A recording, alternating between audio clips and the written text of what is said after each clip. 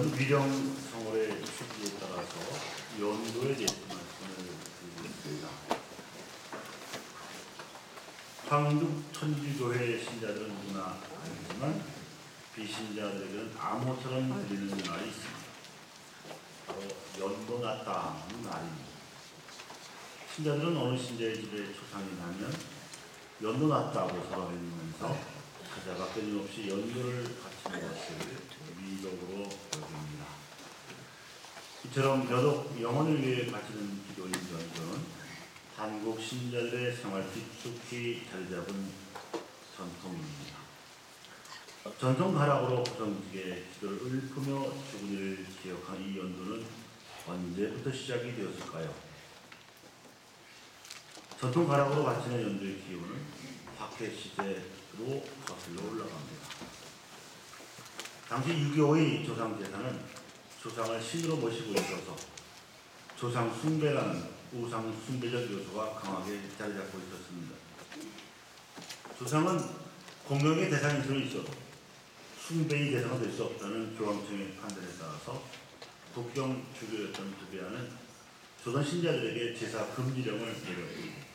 이 북경 주교의 금지령에 따라서 신자들은 박해를 당하면서도 제사 지내기를 스스로 포기했지만 조상에 대한 효와 윤리는 더욱 철저히 지키기 위해서 연도 문화를 형성했습니다.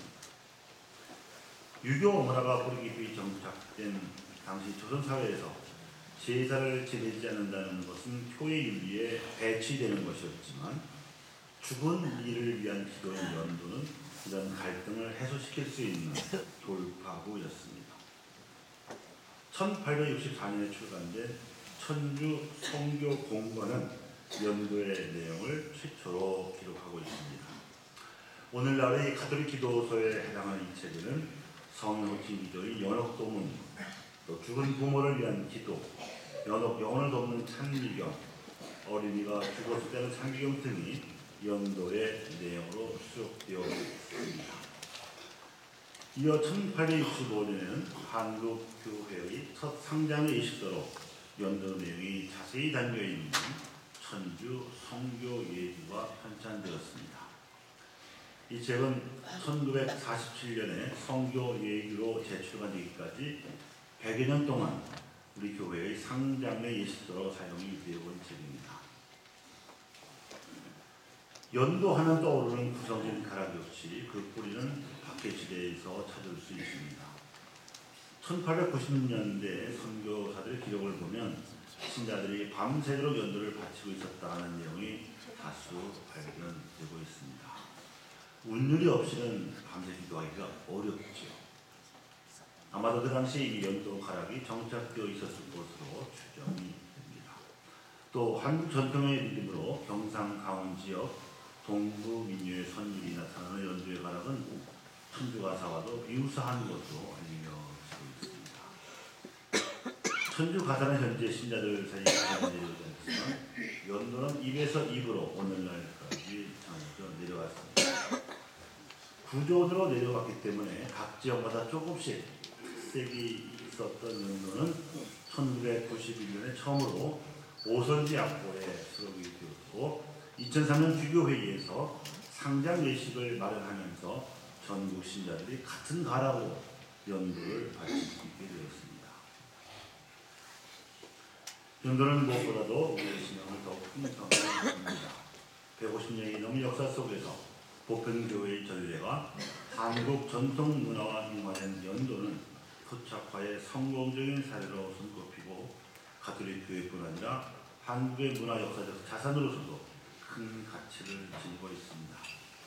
신앙인들에게 있어서 연도는 부활의 믿음을 지니고 하느님을 찬양하며 공동체가 하나 되어 노래하는 신앙의 고백이자 기도입니다. 연도의 구성을 살펴보면 제일 처음에 바치는 기도는 시편 130과 51입니다. 이 시편들은 참회의 시편으로서 이제는 죽어서 스스로는 아무것도 할 수 없는 고인을 위해서 교우는 고인 대신 바쳐주는 기도입니다. 먼저 시편 130을 보면 깊은 구름 속에서 주께 부르짖사오니 주님 제 소리를 들어주소서 하고 기도 바칩니다.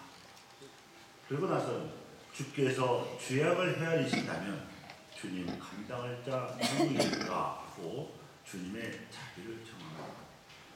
시편 130을 다 바치고 나면 주님 열령에게 영원한 안식을 주소서, 영원한 빛을 그에게 비추어 주소서 하고 마무리합니다. 그 다음 시편 51은 다윗이 부하의 아내를 범하고 나서 참여하는 유명한 기도입니다.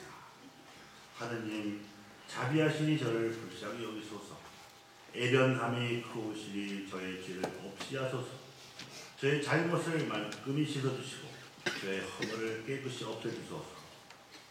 저는 저의 죄를 알고 있으며 저의 죄 항상 지 앞에 있었나이다. 이렇듯 구구절절히 겸손하게 죄를 인정하고 주님의 자비를 청하는 기도입니다. 그리고 나면 세상을 떠난 이를 위해서 호칭 기도를 마칩니다. 천국에서 하나님과 함께 살고 계시는 성인 성녀들에게 죽은 이를 위해 전구해 주시기를 청하는 기도입니다. 이 호칭 기도는 천국에 계신 성인들, 세상에 있는 우리들, 그리고 연옥에서 경화되기를 기다리는 보인이 모두 통공을 이루고 있다는 가톨릭 신앙에 바탕한 신앙 행위입니다.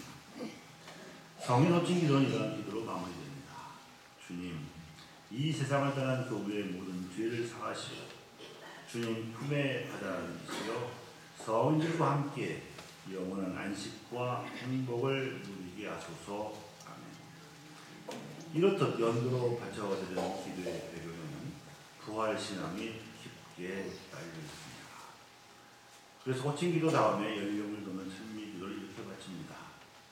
사람에게 자비를 베푸시는 예수님을 찬미하며 구하오니 예수님의 공로와 성모님과 모든 성인 성녀들의 전도를 들으시고 세상을 떠난 교우에게 자비를 베푸시어 그 죄를 온전히 용서하시고 연옥의 형벌을 벗어나 영원한 안식을 누리게 하소서. 평생토록 그가 원하는 대사를 입어 일찍 하늘나라에 올라 영원한 행복을 누리게 하소서. 연도가 거룩하고도 아름다운 기도입니다. 한 생을 마치고 세상을 떠난 영혼이 자기 스스로는 아무것도 할 수 없는 처지에서 사심판을 받고 있을 때 그 영혼을 돕는 강력한 애덕의 실천이기 때문입니다. 연도를 받은 그 영혼은 연옥이라는 정업기간을 가볍게 통과해서 영원한 행복이 기다리는 하나님 나라에 들어갈 수 있습니다. 그러니 얼마나 중요한 일입니다. 연도를 받은 영혼이 부활해서 기도를 바치는 이들을 위해서 전도해 준다면 또 이 얼마나 아름다운 통공의 신비이겠습니까? 예수님께서 분명하게 말씀하시고 나는 부활이요 생명이요, 나를 믿는 자는 죽더라도 살고 또 살아서 믿는 자는 영원히 죽지 않을 것이다. 교회 여러분, 예수님께서 해주신 이 약속을 굳게 믿으시고 이 위령성을 연도를 열심히 하시기 바랍니다.